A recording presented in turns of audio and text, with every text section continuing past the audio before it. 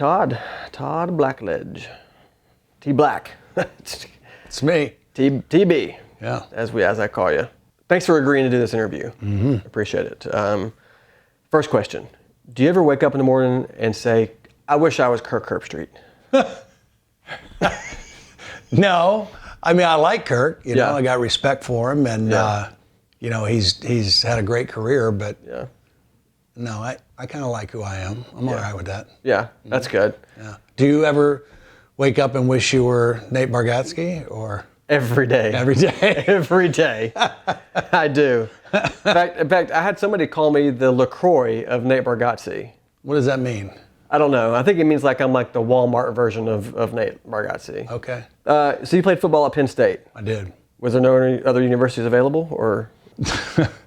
Well, I mean, I visited a couple other schools, but Penn State was what I felt was the best fit for me. I actually visited Tennessee. That was one of the places I went. I know you're a Vol fan. I am. And Johnny Majors was the head coach at the time. And so I visited down there, but I didn't like it as well as Penn State. Okay. So behind you is a trophy. It's the Davey O'Brien Award. Is that like a participation trophy? Or? Yeah, like a ribbon, just like a big, heavy ribbon is what it is. Yeah. No, it was actually for the outstanding quarterback of, college football in my year, 1982. So it was interesting because when the award first came out, it was not a quarterback award. It was the best player in the Southwest. It's like Earl Campbell won it, and Billy Sims won it, and then the people in Fort Worth, Davey O'Brien played at TCU, and they wanted to make it. There was no national quarterback award at the time. So in 1981, they turned it into a quarterback award, and Jim McMahon was the first guy to win it. And then I won it the second year, and so it's been a quarterback award ever since. You have it right here in your house. The only trophy that really means much to me at this point. Yeah. When it's all said and done. Yeah. By the way, just thanks for asking me to come over to do this interview with you at your home. Very cool. I mean, I guess technically I did, but when I woke up this morning, you were here. So you had already come in. I'm not sure that you even knew where our spare key was, but you were here. So I will find a new place. Yeah. After this, no one. After today. Yeah. That's how I knew you couldn't say no. Right. Because if you wake up, I'm already here.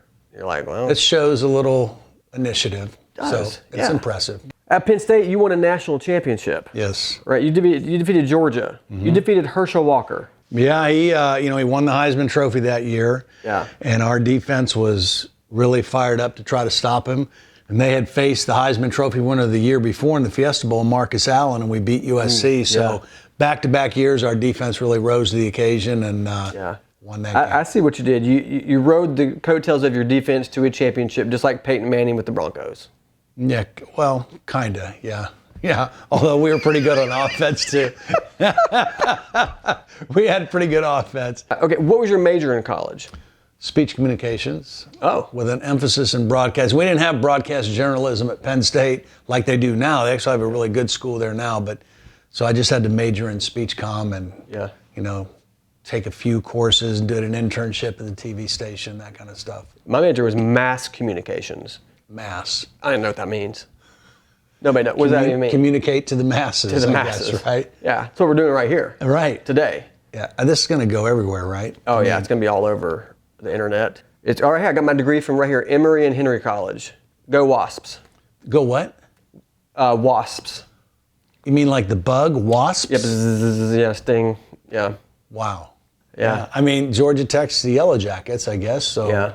And you guys are the Wasps. Yeah, it was just a wasp, and that was it. But then they got some heat because everybody accused them of standing for white Anglo-Saxon Protestants. They added the S to it. Now, when did you graduate college? When? Yeah. 1983. Whoa!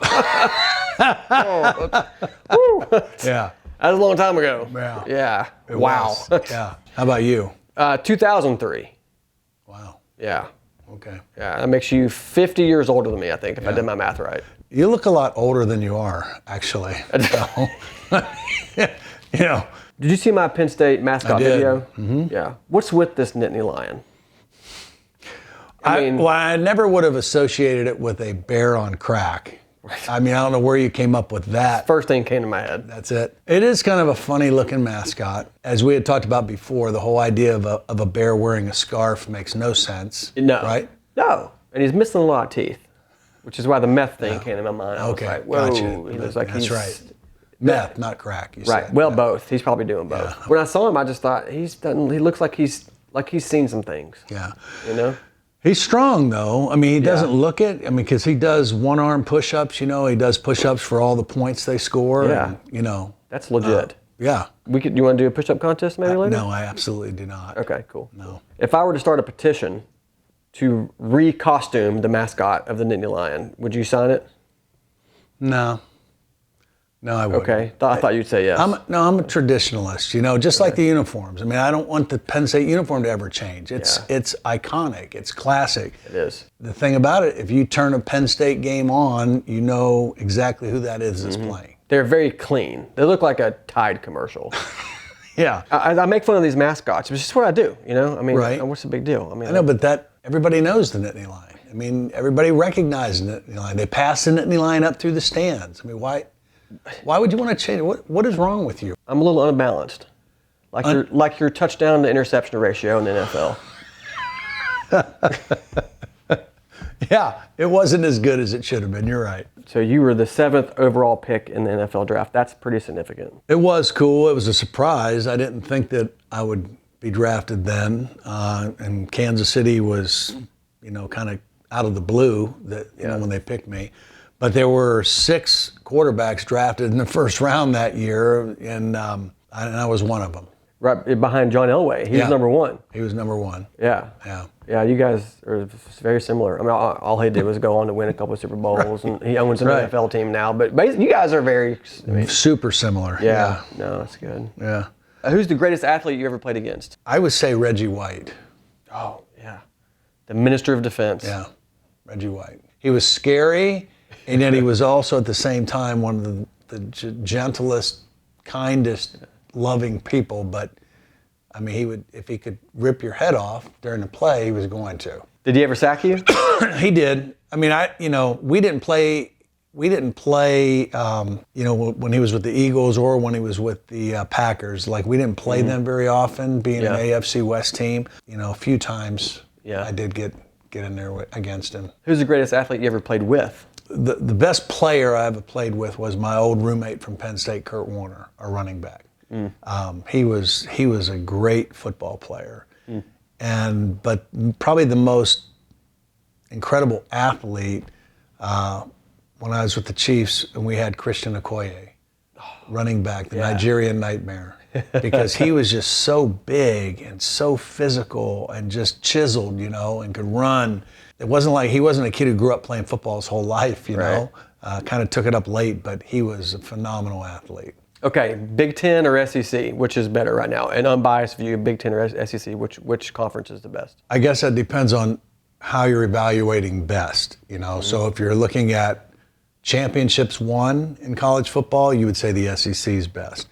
If you're talking about strength, you know, and financially and economically and just growth, they're both in really good shape.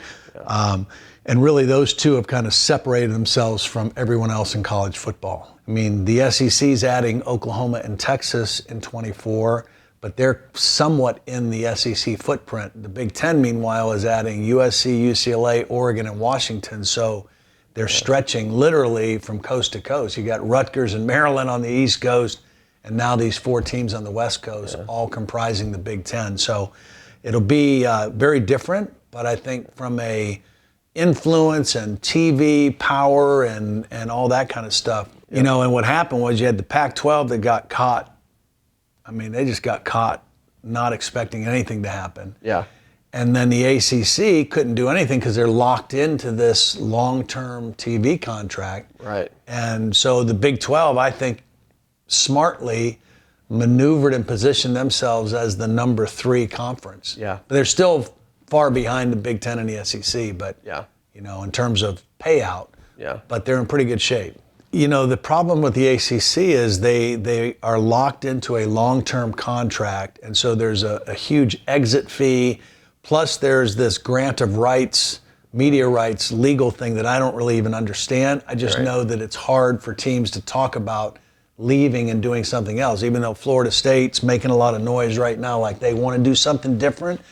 I think it's just easier said than done, you know? And so the problem with that long-term TV deal is they just are going to continue to fall further behind the Big Ten, the SEC. The legal stuff, I don't understand either. You don't understand it. I mean, you're a speech communications major, for goodness sake. Yeah. I don't know about that. Nothing about that. You're just a commentator. That's right. You know. Yeah, just talk football. We just talk football all day. That's right. In fact, later I want to talk to you about maybe getting into broadcasting. I'd like to be a commentator. Okay. You know. For what sport? College football. College football. Yeah, no, I'd like to work with you specifically. Okay. Have you ever done anything like that before? No, never.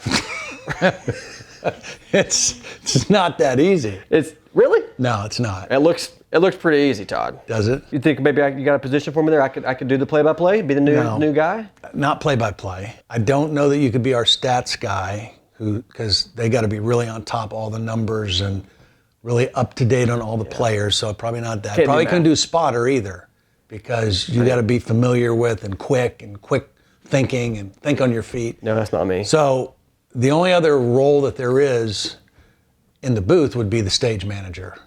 You could maybe do that. Number one, when we get ready to go on the air, make sure nobody walks in the booth. Okay. So guard the door. Bodyguard. Kind of, yeah. Right.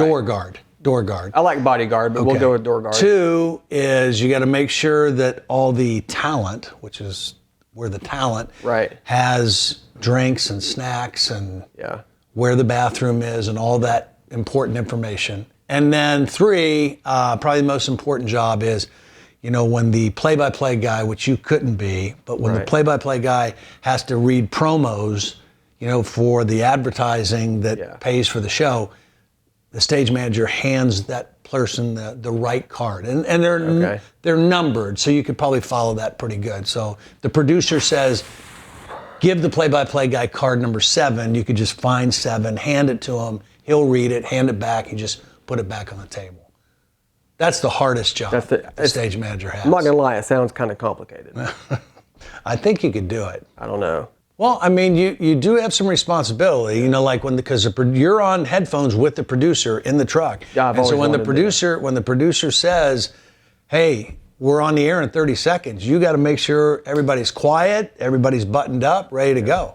So you kind of got a little power there, a little authority. I like that. Yeah. Can I yell at people? Yeah. Okay. And like I said, anybody that tries to walk in the booth, you can yell all you want at them. It's going to be great. Yeah. Okay. You can do that. Can I drink on the job? Water. Okay. Coke. That's what I meant. Yeah. Water, Coke. Okay. Can I do the play-by-play? No, you cannot. Okay. No, you can't do that. Just sneak that in there. Yeah. You know, it might be better rather than starting out as the stage manager, maybe an assistant to the stage manager. Not an assistant stage manager. So it'd maybe be like number 3, the assistant to the stage manager. You recently made a switch from ESPN to NBC Sports. That's exciting. I guess it's exciting for NBC Sports because they're getting the great Todd Blackledge. Well, I appreciate that. It's exciting for me too. It's a new venture. You know, they've only been doing Notre Dame football. Now they're going to be doing Big Ten primetime Saturday night games, and so it's going to be fun to be a part of that new project. Yeah. Listen, I had an idea. If the whole broadcasting thing doesn't work out any longer, I got a great job idea for you. What's that? Pac-12 commissioner. Well, I better get that soon because I don't think there's going to be a Pac-12 too much longer. At least the Pac-4 right now, isn't it? Yeah. 4-pack. Yeah. Who has been your favorite broadcast partner, and why is it Sean McDonough? See, I can't answer that question. Who my favorite is? Okay. You know, because you could answer it right here today, right now. I could, but I've enjoyed a lot of different guys that I've worked with. The way Sean would answer that question, or would say, is like, of all the people I've ever worked with, you're the most recent. You know, that's what Sean would say. That's good. But he's great. I worked with Joe Tess, and he was fun. Brad Nessler had a great run with him at ESPN. Brad. And Vern Lundquist before that. Yeah, worked with Mike Tirico. So I've worked with some really, really good guys. A lot of guys. A lot of Mikes. Mike Tirico, Mike Patrick. And Mike Patrick. That's right. Yeah. Yeah. What a time to be alive. Is that a good Sean McDonough impression? His voice cracks every now and then. Yeah, he knows he's really good. Touchdown, Michigan State. Yeah. As for you, Sean.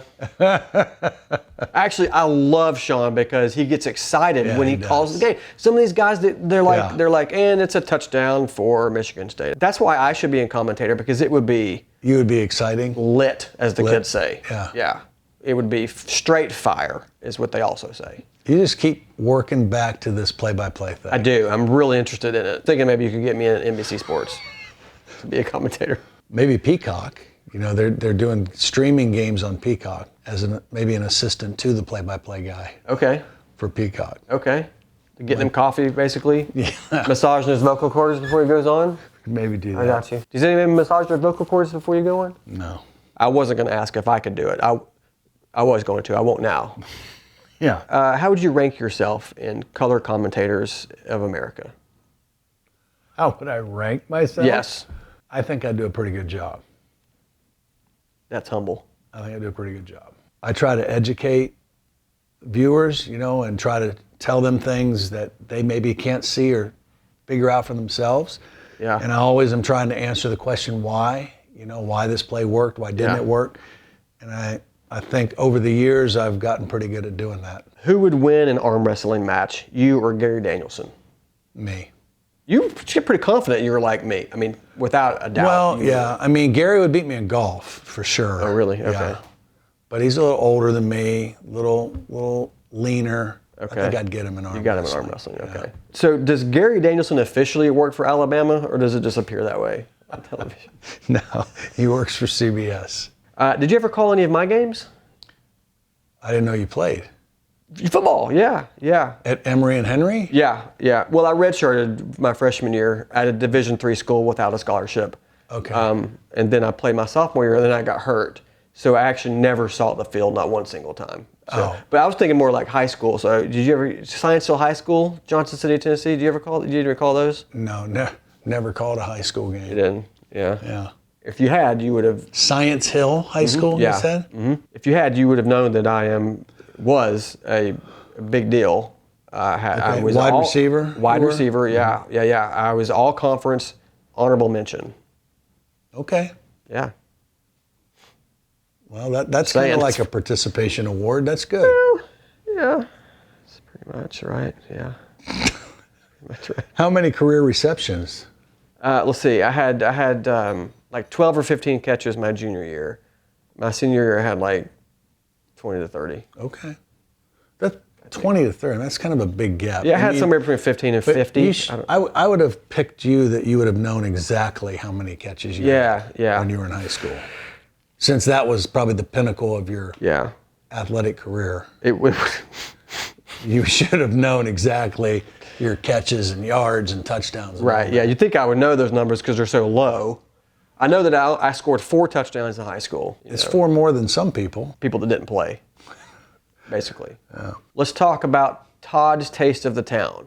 Okay. The greatest segment of American television that we've ever seen. All right. Was that your idea? It was my idea. Darn right it was. It was my idea back in 2007. The first one we ever did was at Clemson at a place called Max Drive-In or Diner. You know, kind of took off after a couple weeks, and we ended up doing it for 10 years total, and we've kind of put it to rest now. It's no more Todd's Taste of the Town, but it was fun, met a lot of great people, ate a lot of good food, wrote a book, you know, and had some fun with it. Yeah, I was kind of thinking you would have maybe given me a copy of your book by now at this point in our friendship, but I have not. Probably still get one on Amazon. Okay, yeah, no, I'll just do that. Yeah. I'll get that. I'll leave you a review as well. Okay. Yeah, back when you wrote that book, did they have the printing press back then? Yeah, they did. They had good photographs too. A lot of good pictures. Do you have a number one that you look back on and say this was the best food I ever had? Pretty hard to single out one. Yeah. I will. There's one place, I don't even think it's open anymore, but there was a breakfast place, and I love breakfast, as you and I had breakfast, you know I do. Yep. There was a breakfast place in Lansing, Michigan called the Golden Harvest, and it only seated 33 people. They only took cash, and if you didn't get there early, I mean, the line was out the door, and You know, if you're there in November in Lansing, Michigan, it's cold waiting outside to get in, you know. But the food was phenomenal. What about in Knoxville? Have you been in a couple places in Knoxville? Do you Yeah, I have. I mean, my favorite place in Knoxville was just outside of town at Litton's. You know, that was my favorite place. Yeah. For a nice burger and onion rings, and then whichever kind of cake you wanted, you know, the red velvet cake, or they did the orange one for the volunteers, you know. Oh, yeah. That's perfect. With you being a huge Tennessee fan and loving Tennessee more than any other school, that's perfect. I do like Tennessee. Yeah, that's good. If Tennessee played Penn State, though, who would you root for? If I wasn't broadcasting the game, if I was just watching it, I'd root for Penn State. Yeah, okay. So you have to stay neutral when you're broadcasting games. Yeah. Right? That's the big difference between you and Kirk Herbstreit right there. So I heard we got a new opening package for NBC Sports, college football. Yeah. It's going to be fun. Big music thing going on there. The Fall Down Boys. No. Fall Out Boy. Fall Out Boy. The band is Fall Out Boy. Yeah. I'm pretty sure it was the Fall Down Guys. No, it's definitely not Fall Down Guys. Okay. It's not Fall Down Boys, it's Fall Out Boy. Fall Out Boy. Boy, just one. Just one boy. So he's a solo act. No, it's a band, but... If you and I had a band, what would our name be? Fall Down Boys.